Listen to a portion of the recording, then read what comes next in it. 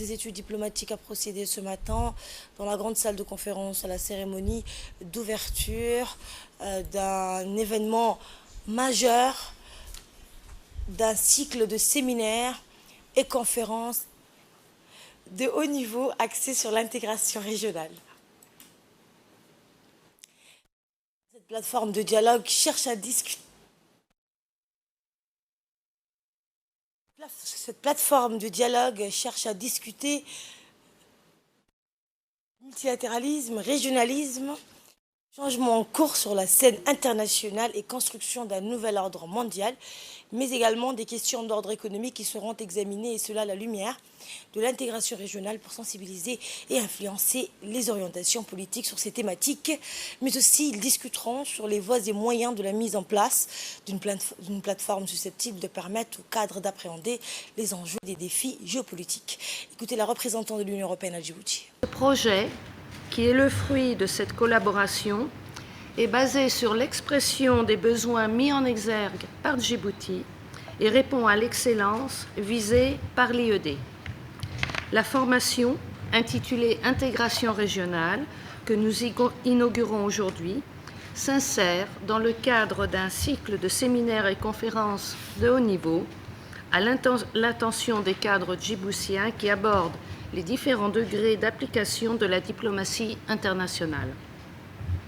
C'est ensemble que nous avons ainsi élaboré ce projet comprenant 5 séminaires et 2 conférences pour renforcer les capacités mais aussi la coopération entre l'Union européenne et Djibouti.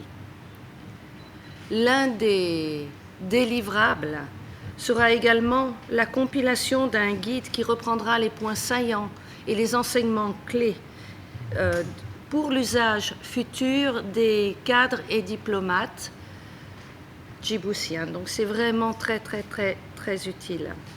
Nous avons le plaisir de collaborer avec l'Institut des études diplomatiques de Djibouti pour la réalisation de ce séminaire qui sera donc co-animé par 2 experts d'exception de la thématique, le docteur Marco Riccieri et le docteur Abdulkader Hussein Mohamed. Un phénomène qui a un impact sur le long terme, c'est celui de la migration. Les mouvements de population. Vous savez qu'on était en train d'en discuter avec Madame l'ambassadrice tout à l'heure. Souvent, on essaye de gérer les conséquences de la migration, mais rarement nous nous penchons sur les racines, sur les causes qui provoquent ce mouvement de population. En tout cas, une chose est certaine, ces mouvements de population ne vont pas, je dirais, diminuer à l'avenir. Ils vont augmenter, crescendo. Et les raisons sont multiples. Il y a les guerres dont on vient de parler, il y a les conséquences écologiques des changements climatiques, la désertification, les espaces agricoles qui disparaissent, n'est-ce pas, avec la désertification. Il y a le chômage créé par ces situations.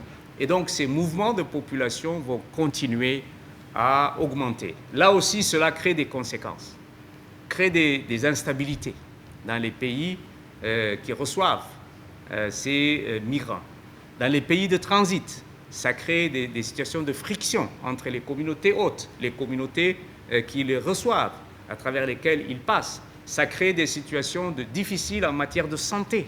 Si de temps en temps on voit des poches de choléra se développer dans nos pays, c'est en partie.